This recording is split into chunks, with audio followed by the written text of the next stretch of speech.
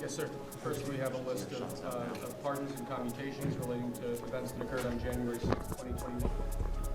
Okay, and how many people is this? I think this order will apply to approximately 1,500 people, sir. So this is January 6th, approximately 1,500 for a pardon? Yes. Full pardon? Full pardon or commutation? Full pardon. We have about 6 commutations in there.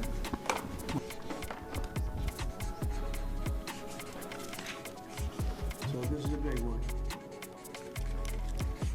Anything you want to explain about this? We hope they get them. We hope they come out tonight, frankly. We're expecting it. Approximately 1,500 people. Six commutations. We're looking at different things, but the commutations would be the ones that we'll take a look, and maybe it'll stay that way, or it'll go to full pardon. And the order does require the Bureau of Prisons to act immediately on receipt of the pardons and commutation orders.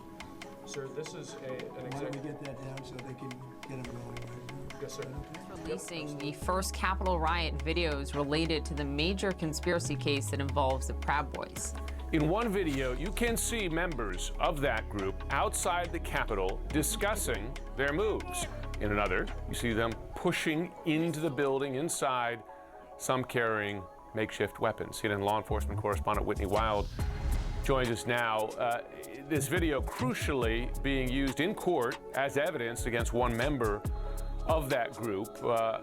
Tell us what this video in particular shows us, because there have been so many wild claims about this being a peaceful protest, etc. I mean, tell us what we actually see with our own eyes here. Well, this is the part of a case against a man named Charles Donahoe. And what the video shows is what prosecutors have said happened, which was a coordinated effort prior to the insurrection, an effort on the day also coordinated to break into the Capitol, and then the actual violence of the insurrection. So this case, again, centered around a man named Charles Donahoe. Prosecutors say that he coordinated group chats before the riot, that he was a, quote, trusted senior lieutenant of the far-right extremist group, the Proud Boys. Prosecutors say that he gave directions to others in the group and then cheered on another Proud Boy who apparently stole a police riot shield that day. So here are 2 videos the Department of Justice, well, 3 really, the Department of Justice is using to build this case. So the first one here illustrates what prosecutors say happened before the riot. So they say there was this organization on the ground. Here's the first video. Come on, tighten up. Tighten up, boy. Tighten up. Let's not yell that, all right? So it's a little tough to hear, but what some of those people in the video are purportedly saying is, let's take the effing Capitol. So again, illustrating what prosecutors say was a coordinated effort prior to the riot. The second video shows another allegation prosecutors have made and that we've all seen, which is some of these rioters actually stealing police riot gear. Here's the second video that shows that. You just stole a riot shield? Yeah. Wow. One of several rioters who stole a police riot shield that day. The third is illustrates the best what prosecutors say was Charles Donahoe's role. It shows Donahoe in a striped bandana in this crowd that was right at the edge of the Capitol. Here he is circled in red as the crowd pushes into and eventually bursts through a police line at the entrance of the Capitol. Prosecutors say that this was one of the pivotal moments that led to rioters eventually taking over the building. Donahoe has pleaded not guilty to 6 charges, Poppy and Jim, but there it is, more evidence that this was a violent insurrection. It did happen in as much horror as we have all seen with our own eyes. So yeah, just for awareness, be advised, there's probably about 300 Proud Boys. They're marching eastbound in this 400 block of kind of Independence, actually on the mall towards the United States Capitol. Whose streets? Our streets! Whose streets? Our streets! Whose streets? Our streets!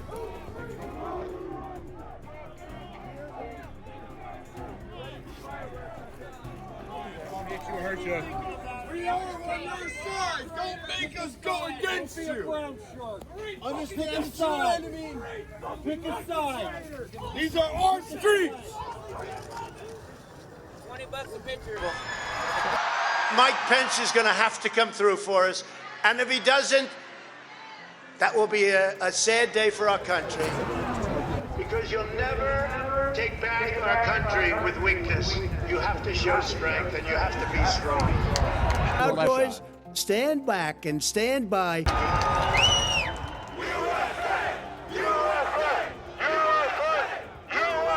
Cruiser 50, it does look like we're going to have an ad hoc march stepping off here.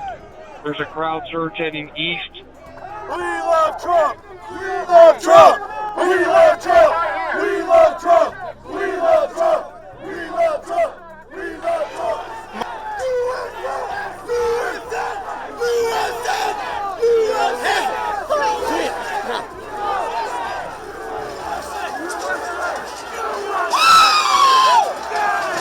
Get back, ladies! Get back, ladies!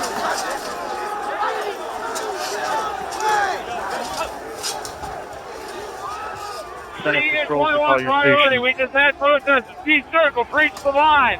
We need backup.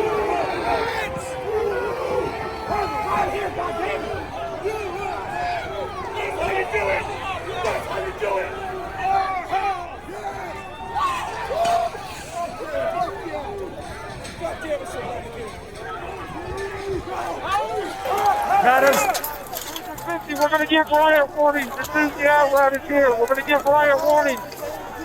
We're going to try to get compliance, but this is now effectively a riot. 49 hours declaring it a riot. Cruiser 5 to 50, be advised, Cal Police 1 advised they're trying to breach and get to the Capitol. 50, I copy.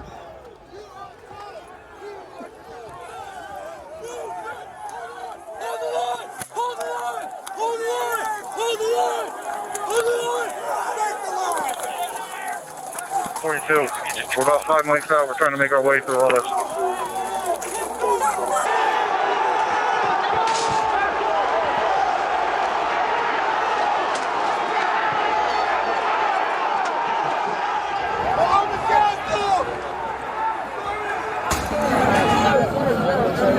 You just stole a riot shield? Yeah. Wow.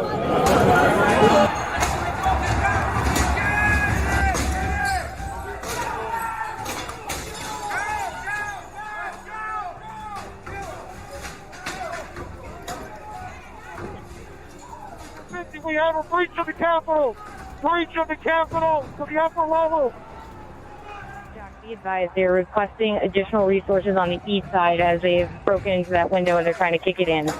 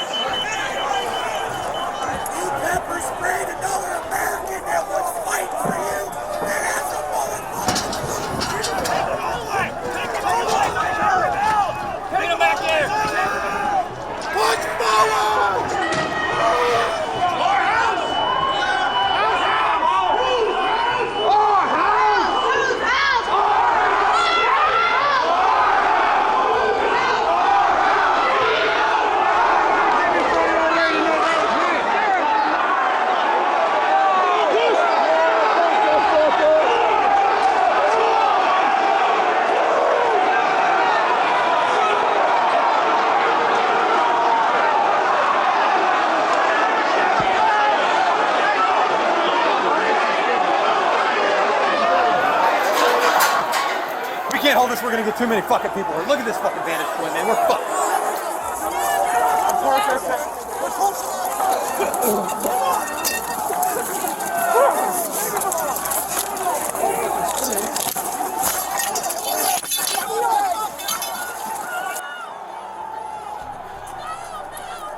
We're trying to hold the upper deck. We're trying to hold the upper deck now. We need to hold the doors of the Capitol.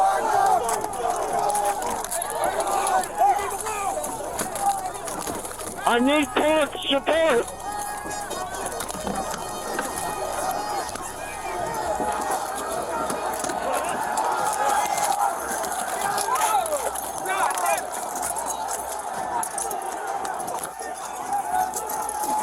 We lost the line! We lost the line! All MPDs, pull back! All MPDs, pull back up to the upper deck! All MPDs, pull back to the upper deck! ASAP!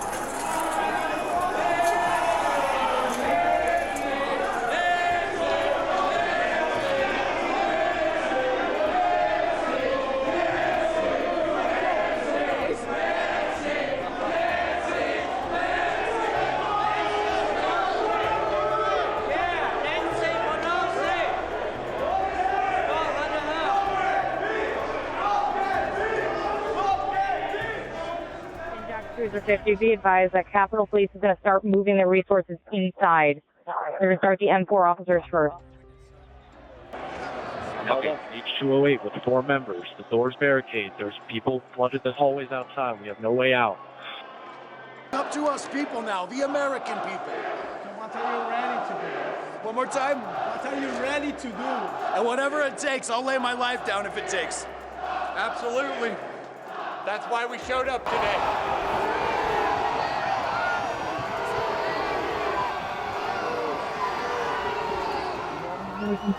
Some of that West Terrace door for backup.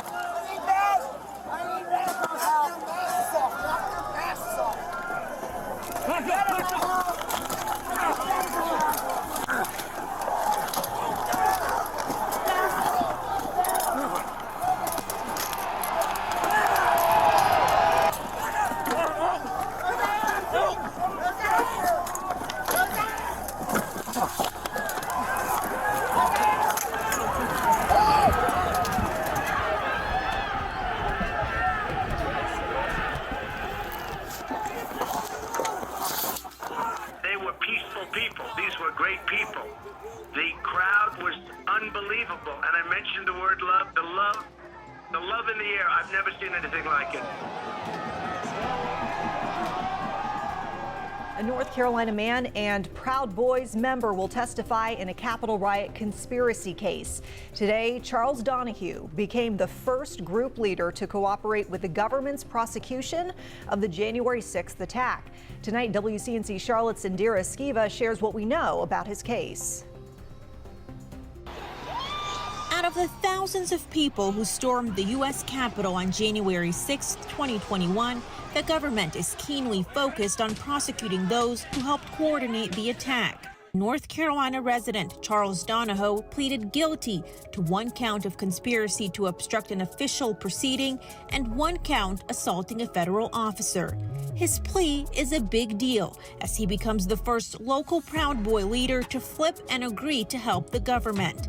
According to court documents, Donahoe led a North Carolina chapter of the Proud Boys. The Proud Boys described itself as a, quote, pro-Western organization for men who refuse to apologize for creating the modern world. Federal prosecutors say Donahoe recruited other Proud Boy members to go to Washington, D.C. to protest the outcome of the 2020 election.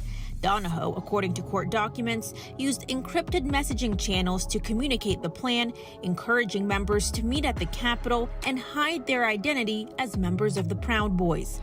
According to court documents, Donahoe and other Proud Boys led a group toward the Capitol on January 6th, crossing over. And that was a call to action. So you combine that call with the plans and the vanguard efforts of the groups like the Proud Boys and the Oath Keepers who led the way, who served as the breaching point for the insurrection. People who got swept up, it's easy to see how that happened because that was the intention. That was in fact the plan from the beginning. An accused rioter who is a member of the Proud Boys has apparently cut a deal and is now cooperating with federal prosecutors. CBS News congressional correspondent Scott McFarland has been following the case and joins us now with the details. What can you tell us, Scott? Hey, Michelle, a big victory moments ago for the U.S. Justice Department. Not only did they get a plea deal with one of the highest level, highest profile January 6 defendants, they got an agreement, or at least an indication he's going to cooperate with the feds and help them in their investigation. He's from North Carolina. His name is Charles Donahoe.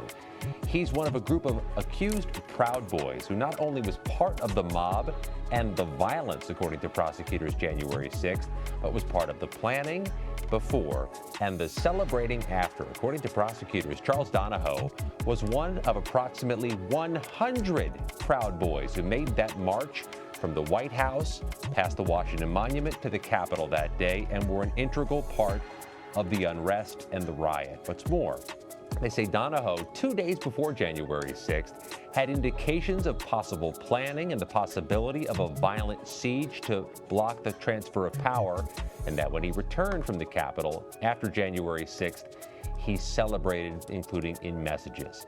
This is a big deal for the prosecutors because of the 770-plus federal defendants.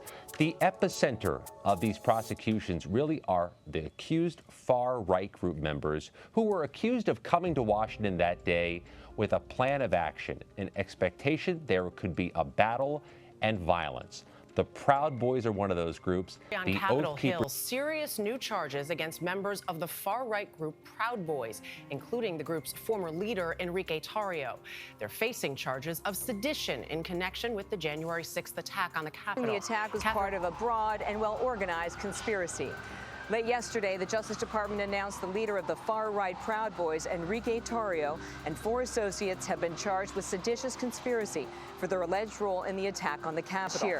Dominic Tarrio was not on the Capitol grounds. The new indictment alleges that at the end of 2020, he and his co-defendants conspired to prevent, hinder, and delay the certification of the Electoral College vote. Leader and South Florida native Enrique Tarrio received the longest prison sentence of any January 6th defendant to date. Tarrio apologized in Washington, D.C. courtroom for the events that day when thousands stormed the U.S. Capitol in an attempt to stop the peaceful transfer of power. Yeah, CBS News.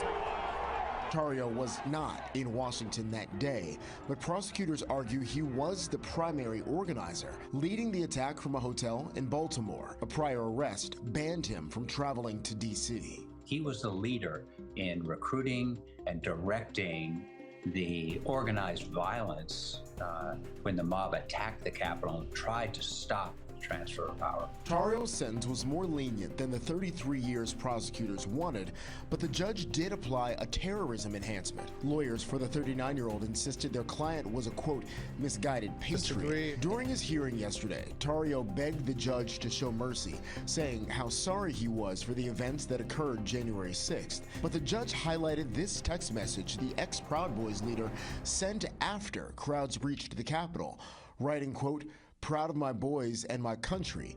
Don't expletive leave. We hope they come out tonight, frankly. They're expecting it. It's day one back in office, and President Donald Trump signs an executive order pardoning hundreds of people who participated in January 6th. Enrique Tarrio, a Miami native who was the leader of the Proud Boys, was also arrested on January 6th and is expected to be back in Miami on Tuesday. He was sentenced to 22 years in prison, the longest of anyone arrested on January 6th. Full pardon. But thanks to President Trump, he's a free man. Sure. We asked. But I know the president keeps his promises, and I have faith in him.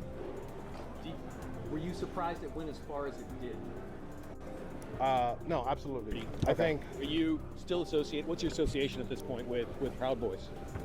We've made the decision 4 years ago not to tell the media what our structure is, but I suggest that the media should stop calling me ex-Proud Boy leader. So you are still a leader? That's all. General board. From Enrique Tarrio, the well-known member of the Proud Boys. He spoke about the presidential pardon that freed him and hundreds of others who were facing charges in connection to the January 6th attack on the Capitol. And while some support the president's actions, others, including some in law enforcement, are not. Tarrio was one of some 1,500 January 6 defendants who were pardoned by President Trump. Some violently attacked police officers on that day. A crime that a former South Florida police executive says should never be pardoned. We're talking about aggravated battery. We're talking about using weapons. We're talking about using bear spray. I'm not going to let that rest. I mean, it is what it is. The decision, is it a legit decision to pardon people? Yes. Is it the proper decision? No. Come out. Let's clarify your role with the organization. So 4 years ago, we decided that we weren't going to release publicly how our organization works, but I've said this before. I'd suggest to stop referring to me as ex-Proud Boy leader. I know in the beginning there was a little bit of confusion or uncertainty about how far-reaching the pardons would be. We know this was pretty much a pardon for everyone, a commutation for 14. But the process, it wasn't about what they did, it was about the process. You said on InfoWars that they should pay the price. I believe that's what was your word. What do you believe, what does that look like? I think justice put them through the same system that we went through. The same exact system that we went through, put them through. The jury saw the evidence presented, however you feel about that evidence. They found you guilty of seditious conspiracy. What did they get wrong? What are they missing? What do I feel like they got wrong? I feel like it wasn't fair to seat them as jurors when they obviously had bias. If anybody followed our trial, because it wasn't just my trial, it was 4 other gentlemen, they could have seen that these people... Proud Boys, stand back and stand by.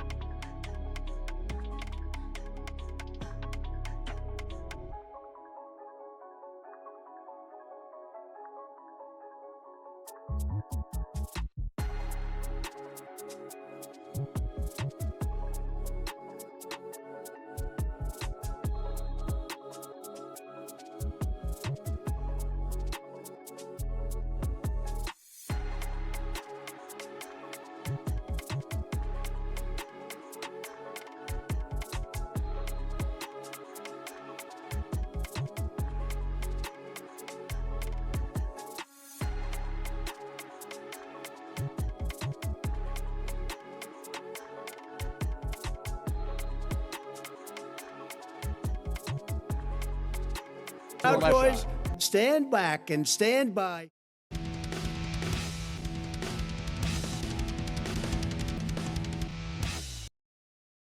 We haven't seen anything like this in 100 and some odd years. 1917. You read about 1917, but in 1917, certainly not since 1917. There's been nothing like this since 1917. Who would have thought? 1917. It was the Spanish flu. 1917. There's been nothing like this since probably 1917. Not since 1917 has there been anything like this. Like nobody's seen since 1917. 1917, they went through something that was similar. 1917 was the last time. You go back over 100 years, 1917. You all know what happened in 1917. That's over 100 years ago. You look at 1917, the pandemic. It was something. The worst pandemic since 1917. 1917. That's something. 1917 was a time. In 1917, it was vicious. Everybody that writes a book about the Spanish flu, 1917. You know, the big one was 1917. You read about him. You read about him from 1917. A virus, the likes of which this world has not seen since 1917.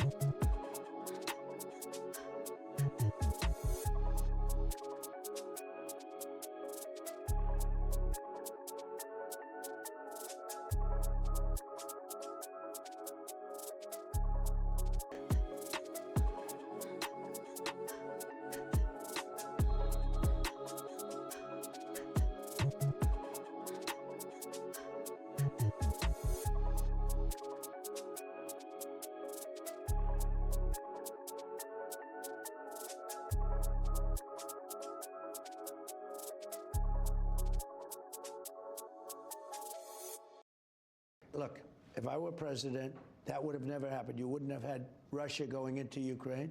Turning to the impeachment of the U.S. president. House and Senate leaders still at an impasse over the Senate impeachment trial of U.S. President Donald Trump. Republicans want a quick trial, possibly with no witnesses. What is a trial with no witnesses and no documents? It's a sham trial. Just released court-ordered documents show Duffy told the Pentagon to withhold military aid from Ukraine on July 25th, 90 minutes after President Trump asked Ukraine's president to investigate Joe Biden.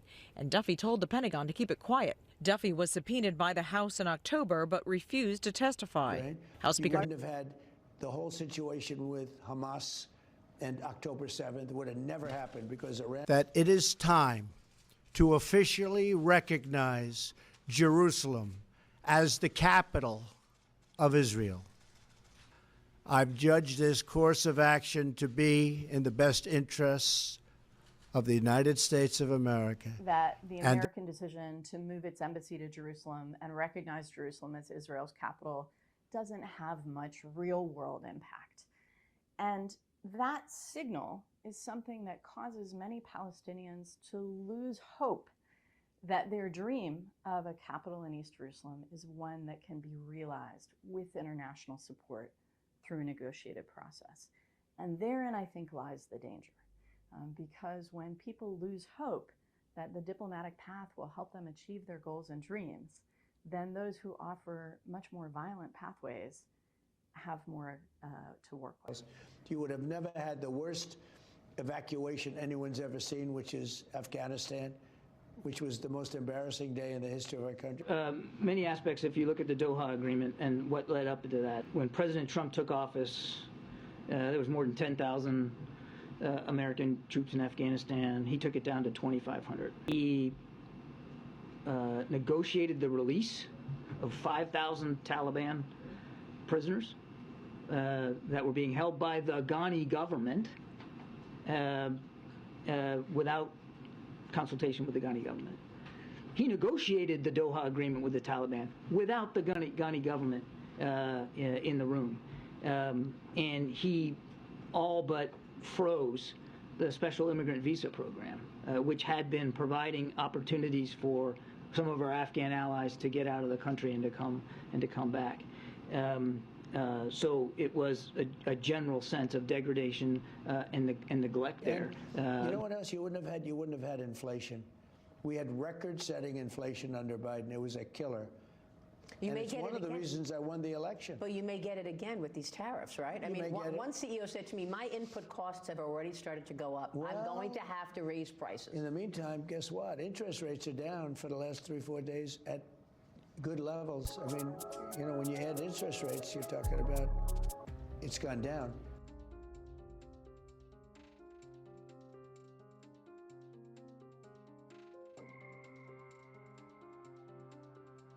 What happened is not okay, and it can't happen again. It shouldn't happen again. It doesn't need to happen again. Like, I don't need his pardon. I don't need his approval, nor do I want it. Hey everybody, Rich coming to you here at leavingmaga.org for the Midas Touch Network. We got a brand new testimonial for you today of someone who left MAGA. Now this is someone you may have already seen actually in the news. His name is Jason Riddle from the great state of New Hampshire. For those of you who might be recognizing him, Jason is someone who rejected a January 6th pardon. We're talking about aggravated battery. We're talking about using weapons. We're talking about using bear spray. I'm not going to let that rest. I mean, it is what it is. You know, the decision, is it a legit decision to pardon people? Yes. Is it the proper decision? No.